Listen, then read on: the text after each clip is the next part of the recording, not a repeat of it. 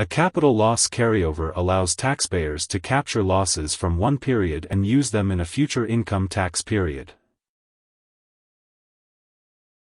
A capital loss carryover is the net amount of capital losses that can be carried forward into future tax years. This includes the amount that total capital losses exceed total capital gains, which can only be deducted up to a maximum of $3,000 in a tax year. Any net capital losses exceeding the $3,000 threshold may be carried forward to future tax years until exhausted, with no limit to the number of years in which a capital loss carryover may be used. Capital loss carryovers allow taxpayers to capture losses from one period and use them in a future income tax period. However, investors must be cautious of wash sale provisions, which prohibit repurchasing an investment within 30 days of selling it for a loss.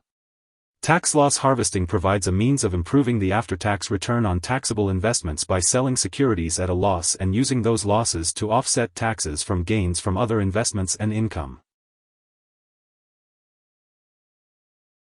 Tax loss harvesting is the practice of selling securities at a loss and using those losses to offset taxes from gains from other investments and income. This strategy allows investors to avoid paying as much in capital gains tax and is often used in December, with December 31st being the last day to realize a capital loss. If an investor wants to repurchase the same investment, they must wait 31 days to avoid a wash sale. To begin offsetting within the same tax year, you must subtract any capital losses from any capital gains for that year. If your capital losses for the year are greater than your capital gains, you can carry the unused losses forward to subsequent tax years. You can claim a capital loss carryover when you have capital losses that exceed your capital gains in a given tax year, and these losses have no time limit for how long they can be carried forward.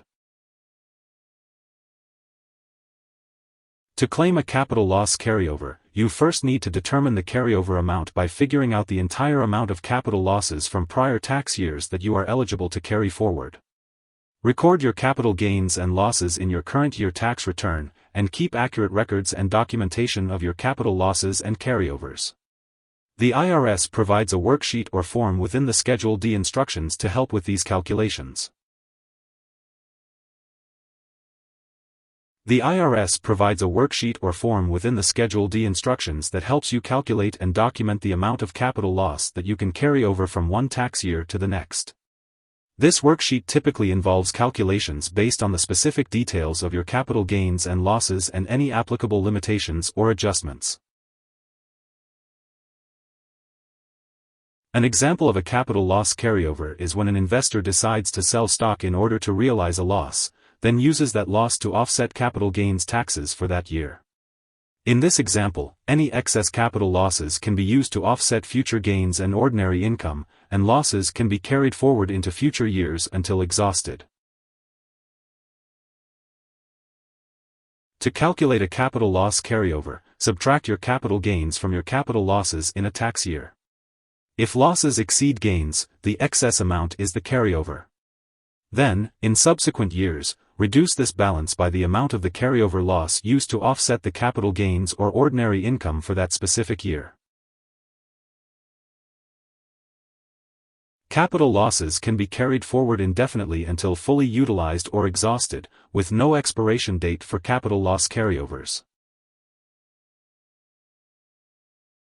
Yes, capital loss carryovers can be used as a deduction against ordinary income or to offset capital gains.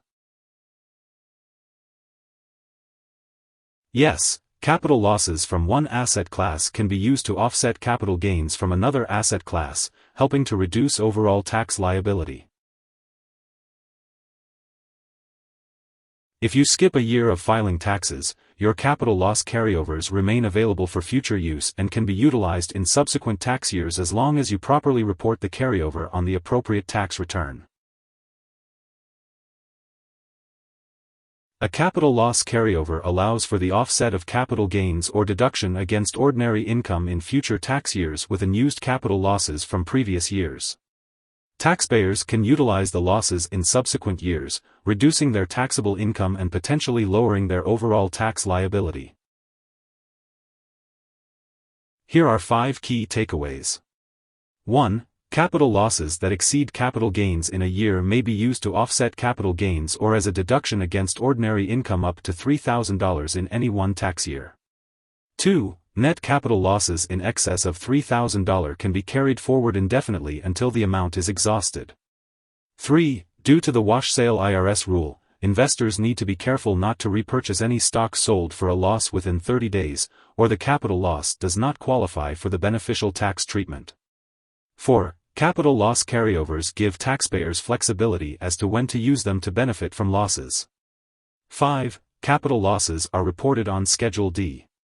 Hope this would help. Thanks for watching.